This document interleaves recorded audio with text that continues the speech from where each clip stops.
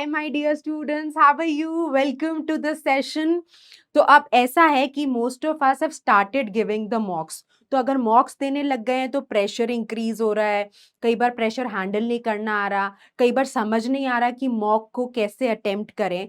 तो इस वीडियो में हम उन पॉइंट्स को डिस्कस करेंगे जिनको आपको ध्यान में रखना है while you are appearing for mocks. Let's get started. My name is जूही नरूला।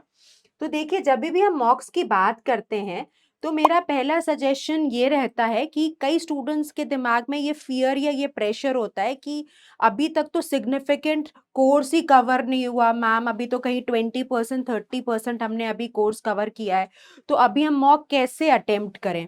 तो देखिए, कोई भी मॉक हम सिर्फ कॉन्सेप्ट चेक करने के लिए नहीं देते। सिर्फ कॉन्सेप्ट तो चेक होता ही है, ये तो हम देखेंगे कि जो आप सीख रहे हो कि आप उसको अप्लाई कर पा रहे हो, पर यह भी इंपॉर्टेंट है कि हमें टेस्ट टेकिंग स्ट्रैटेजीज भी समझ में आ जाए। तो हम स्ट्रेस कैसे हैंडल करेंगे, प्रेशर कैसे हैंडल करेंगे, किस तरह से कोई डिफिकल्ट क्वेश्चन को टैकल करेंगे, हम इन्वायरमेंट में कैसे फ्रेंडली होंगे। इसलिए मॉक से डरिए मत, राइट। आप क्या कर सकते हो टू बिगिन विद, जब भी आप मॉक दे रहे हो, पहला दे रहे हो या अभी देना शुरू किया है, आप एक लिस्ट ऑफ टॉपिक्स को नोट डाउन कर लीजिए जो आपने कवर कर लिए हैं। से फॉर इंस्टेंस आपने मैथ्स में कोई 4 टॉपिक कवर कर लिए, तो आप वो 4 टॉपिक्स लिख लीजिए। सिमिलरली इंग्लिश में अगर आपको रीडिंग कॉम्प्रिहेंशन का आइडिया लग गया है, आप वो टॉपिक्स लिख सकते हैं। अगर आपने लॉजिकल रीजनिंग में स्ट्रेंथनिंग, वीकनिंग या इन्फ्रेंस कोई पर्टिकुलर कैटेगरी को समझ लिया है, उसके कुछ क्वेश्चंस लगा लिए हैं, आप वो टॉपिक्स लिख सकते हैं। Similarly you can do for the other sections also. तो लिस्ट डाउन कर लीजिए कि कौन से टॉपिक्स आपने कवर कर लिए हैं, और उस मॉक में जो आप पहला मॉक देंगे, लिस्ट डाउन करने के बाद आप कोशिश करिए कि जो टॉपिक्स मैंने कवर कर लिए इनके सारे क्वेश्चंस में अटेम्प्ट कर सकूं। हफ्ते दर हफ्ते वो लिस्ट इंक्रीज होती जाएगी, राइट, और उससे क्या होगा कि आपका ज्यादा नंबर ऑफ अटेम्प्ट्स भी इंक्रीज होता जाएगा। तो हम ये नहीं एक्सपेक्ट कर रहे कि आप सारे के सारे क्वेश्चंस जो आपने टॉपिक्स कवर कर रखे हैं, नहीं करे, उनके भी आप सही कर दो, बट एटलीस्ट जो कवर कर रखे हैं उनको तो हैंडल करना आ जाए एग्जाम में, राइट। तो इस का वेट मत करिए कि एक बार मेरे सारे टॉपिक्स खत्म हो जाएंगे तभी मैं मॉक्स देना शुरू करूंगा या करूंगी। अगर आप एंड में बहुत सारे मॉक्स एक साथ दोगे, एक तो आपको समझ नहीं आएगा कि कितना इंप्रूवमेंट हो रहा है, एक साथ मॉक्स देने से प्रेशर भी आ जाता है, एनालिसिस भी इफेक्टिव नहीं हो पाता। तो इसलिए you can begin from now if you have not yet started, right? So don't wait for your course to get over to begin with the mocks. This is the first suggestion.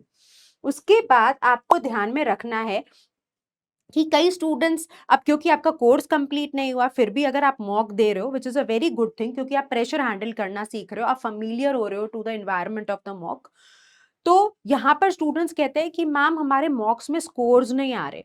तो आपको ये देखना है कि जो आपने first mock दिया था या पहले जो मॉक दिया है, उससे सेकंड मॉक पर पहुंचते वक्त आपका स्कोर में इंप्रूवमेंट हुआ। अगर नहीं हुआ तो क्यों नहीं हुआ, राइट।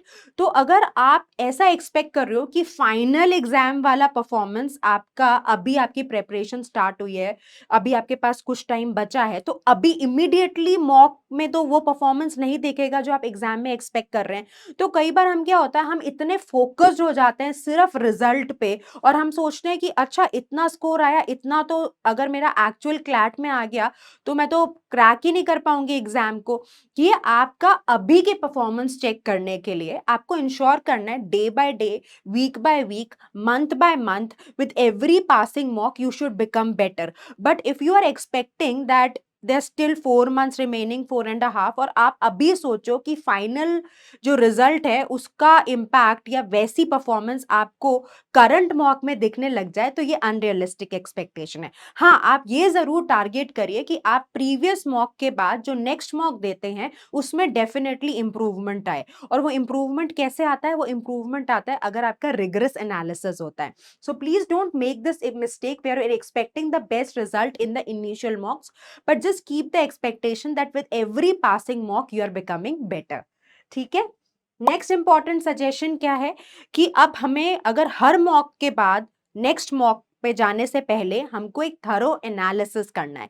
जितना डिटेल्ड एनालिसिस होगा उतनी आप इंप्रूवमेंट देखोगे in the next mock, right. Students क्या करते हैं, मॉक्स देते जाते हैं पर उसके बाद एनालिसिस नहीं करते। आइडेंटिफाई करिए कि आपको कौन से क्वेश्चंस में बहुत दिक्कत आई। सपोज करिए कि आपने इन्फ्रेंस के क्वेश्चंस कर रखे थे, आपने जब इन्फ्रेंस के क्वेश्चंस अटेम्प्ट करे आपसे सारे हो गए, पर स्ट्रेंथनिंग के आपके पास 2-3 क्वेश्चंस आपसे निकले नहीं, मतलब स्ट्रेंथनिंग ऐसा एरिया जो और एफर्ट मांग रहा है। Similarly for other subjects, other topics, identify करिए कि कौन से ऐसे ट्रबल एरियाज हैं जहां पर हम इंप्रूवमेंट एक्सपेक्ट कर सकते थे, टॉपिक पढ़े हुए थे पर उतनी इंप्रूवमेंट नहीं आई जितनी हो सकती थी।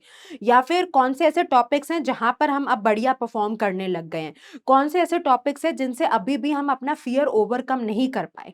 और आपको क्या करना है, before you go for the next mock, उसके बीच के पीरियड में, अगर आप एक हफ्ते में एक मॉक दे रहे हैं तो आपके पास अभी कुछ टाइम है, आप उसका थरो एनालिसिस कर लीजिए, आइडेंटिफाई करिए कि कहाँ दिक्कतें आ रही हैं और उन पे बहुत मेहनत करिए, right. Make an effort to overcome those weaknesses. तो gradually with every passing mock आपके पास जो मिस्टेक्स हैं आपके सामने आती जा रही हैं, आप उन पे काम करते जा रहे हो, तो इंप्रूवमेंट तो फिर डेफिनेटली रिफ्लेक्ट होता जाएगा, राइट। इंप्रूवमेंट तब रिफ्लेक्ट नहीं होता जब आप बस रैंडमली सिर्फ मॉक दे देते हो, स्कोर अच्छा आया तो आप खुश हो जाते हो, खराब आया तो आप डिमोटिवेट हो जाते हो। No, the idea to give the mock is कि आप ये इंश्योर करें कि आप जो भी स्ट्रैटेजीज अप्लाई करना चाह रहे हैं आप वो सीख सकें, एक्सपेरिमेंट कर सकें, टाइम को हैंडल करना आ जाए, स्ट्रेस को हैंडल करना आ जाए, और आइडेंटिफाई करते जाएं कि कौन से चैलेंजेस आ रहे हैं, कौन सी प्रॉब्लम्स आ रही हैं, कौन सी रेगुलर मिस्टेक्स हो रही हैं, और आप उन मिस्टेक्स पे काम करके, उन कॉन्सेप्ट्स पे काम करके इंप्रूव करते जाएं with every passing mock, right. तो जितना स्ट्रॉन्ग एनालिसिस होगा उतनी बढ़िया इंप्रूवमेंट होगी। अगर इंप्रूवमेंट नहीं दिख रही मॉक्स में, इसका सीधा रीजन है कि आपका एनालिसिस वीक हो रहा है। तो do a very strong analysis and of course once you have identified what are the weak areas, work on it। but घबराइए मत कि मेरे से गलती हो रही है, गलतियां तो होंगी ही, आपको ये इंश्योर करना है कि आप वो गलती रिपीट ना करें। अगर हो सके तो एक एरर लॉग भी बना लें, यानी कि लिस्ट ऑफ एरर्स और list of mistakes that you are doing. कई बार ऐसा भी होता है कि आपने क्वेश्चन देखा, आपको लगा कि अरे अभी तो मेरे को कोई दिक्कत ही नहीं आती अगर मैंने क्वेश्चन को ध्यान से पढ़ लिया होता, राइट। या फिर मैं तो सिली मिस्टेक कर गई, लिख लीजिए कि ये सिली मिस्टेक हुई है, so next time you will be more conscious not to repeat the mistake, right. So please take care that you do not miss on the analysis. You do a rigorous analysis. जितना strong analysis होगा उतना result में improvement दिखेगा, right? एक और important suggestion ये है कि कभी भी satisfy मत होइए कि बस 10 मॉक बहुत हैं, 12 दे तो दिए, 15 तो दे दिए, राइट। आप जितने मॉक्स दोगे उतना आप इंप्रूवमेंट एक्सपेक्ट करोगे, उतना आप फ्रेंडली हो जाओगे टू गिविंग द एग्जाम। तो एग्जाम में जब एक्चुअल दिन जाओगे ना तो हवा नहीं लगेगा। अभी क्या होता है, अगर स्टूडेंट सफिशिएंट मार्क्स नहीं देते तो वो फियर को ओवरकम नहीं कर पाते, उनको प्रेशर लगता है एग्जाम को देना। जब अगर आप बहुत मार्क्स दे दोगे तो एग्जाम के दिन आपको लगेगा कि अच्छा एक और ही तो मौका है। This is the mindset that you can have, right. So it's very very important not to get satisfied, never feel that you have given sufficient marks. आप बहुत सारे मार्क्स दो, बट हाँ ध्यान रखो कि एक मॉक से दूसरे मॉक में जाते वक्त आपके बीच में एनालिसिस स्ट्रांग हो और आपने मेहनत करी हो, right. So this is another important suggestion.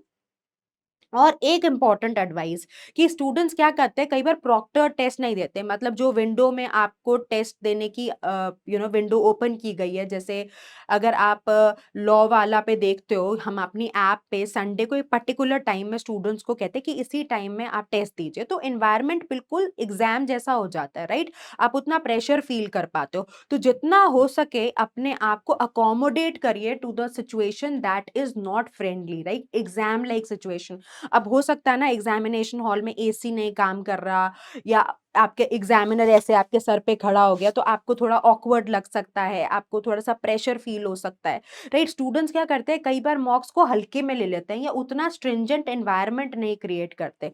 तो ध्यान रखिए, लेजरली टेस्ट मत दीजिए, जितना हो सके सिचुएशन को एग्जाम लाइक बनाइए ताकि आप फ्रेंडली हो जाएं और आपको आखिरी दिन में कोई चैलेंज ना फेस करना पड़े, राइट।